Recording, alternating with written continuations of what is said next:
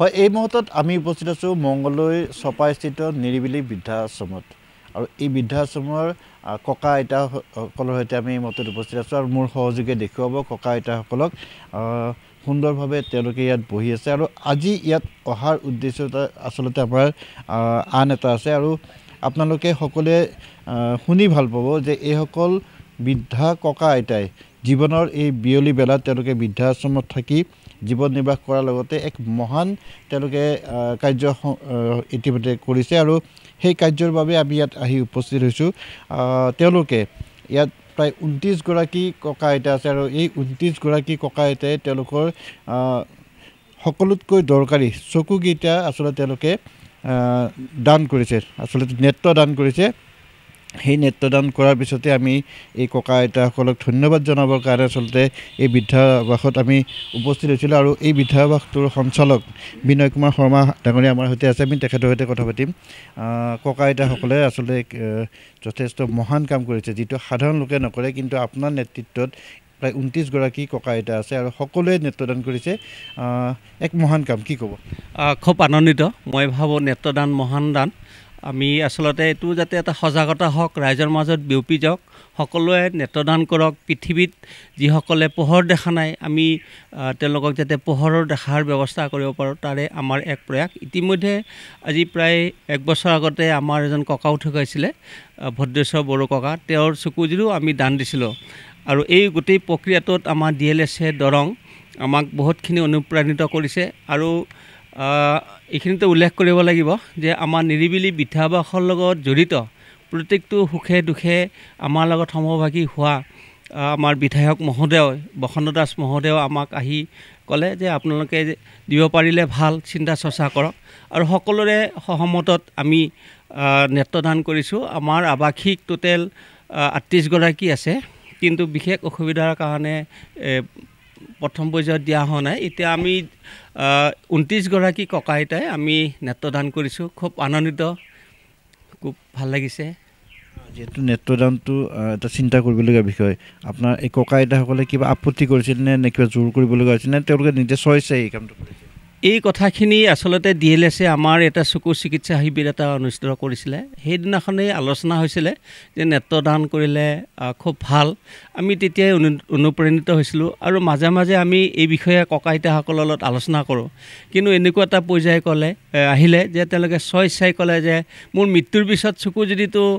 জুইত পুৰিহে দিব বা পুতি থ'ব গতিকে আমি আমাৰ চকুজুৰি আমি জীয়াই থাকোঁতে দান কৰোঁ যাতে মৃত্যুৰ পিছত সেই চকুজুৰি কোনোবা অন্ধ লোকে পায় আৰু স্বতঃস্ফূৰ্তভাৱে ককা আইতাসকলে আগবাঢ়িছে আজি মই এই মুহূৰ্তত মই আমাৰ আৱাসিকসকলক মোৰ পিতৃ মাতৃ স্বৰূপ ককা আইতাক মই আন্তৰিক ধন্যবাদ আৰু কৃতজ্ঞতা জনাইছোঁ বিভিন্ন ধৰণৰ লোক ইয়াত আছে কিছু সংখ্যক গৃহস্থৰ কাজিয়াৰ কাৰণে হওক বা কিছু সংখ্যক ঘৰৰ অসুবিধাৰ কাৰণে হওক তেওঁলোক আছে ইয়াত তেওঁলোক থকা খোৱাৰ কেনেকৈ ব্যৱস্থা আপুনি কৰিছে আচলতে এই প্ৰক্ৰিয়াটো বহুত জটিল আছিলে আজি 2019 চনত আমি ভেবাঘাটত আৰম্ভ কৰিছিলোঁ মাজতে আমি ঘৰ ভাড়াটো থাকিব লগা হ'ল আমাৰ দুখ সুখ বহুত গৈছে আমি বহুত মানসিক শাৰীৰিক আৰ্থিক আমি বহুত দুখ পালোঁ কিন্তু এতিয়া বৰ্তমান ৰাইজৰ স্বতঃস্ফূৰ্তভাৱে আমাক সহায় কৰিছে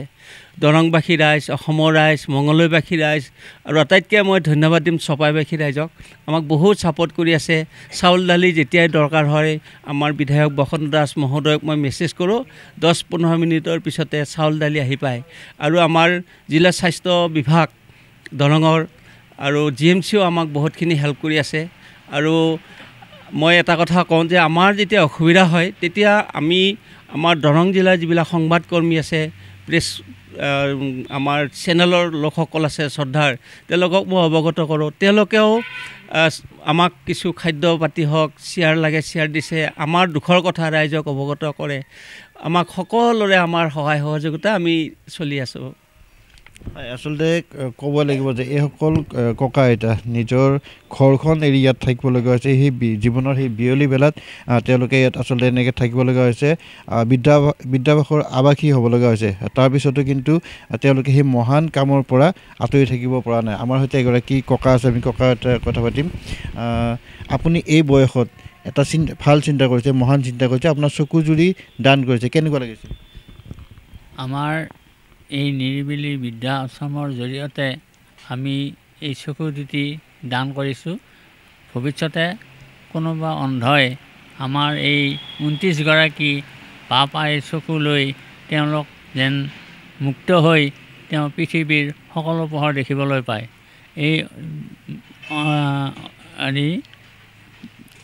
এই দানটো এটি মহান দান। গতিকে আমি যোৱাকালি আমি সকলোৱে ডিষ্ট্ৰিক্ট লাইব্ৰেৰীত গৈ যি এটা আমি কাৰ্যত উপনীত হৈ আমি নিজে সকলো লোকে এই মহান দান কৰিলে তাত আমি নথৈ আনন্দিত হৈছোঁ। হয়, জীৱনৰ বিয়লি বেলাত বৃদ্ধাবাসত তেওঁলোকে ইয়াত থাকি যি এই মহান কাম কৰিলে আৰু সেই কামৰ যি দৃষ্টান্ত দেখুৱালে তাক লৈ আচলতে আমি গৌৰৱান্বিত, আৰু এই দৃষ্টান্ত আচলতে সকলোৱে লওক তাকে আমি ভাবিছোঁ। আৰু আমি NK টিভিৰ ফালৰ পৰা এই সকলো লোকক ধন্যবাদ জ্ঞাপন কৰিছোঁ।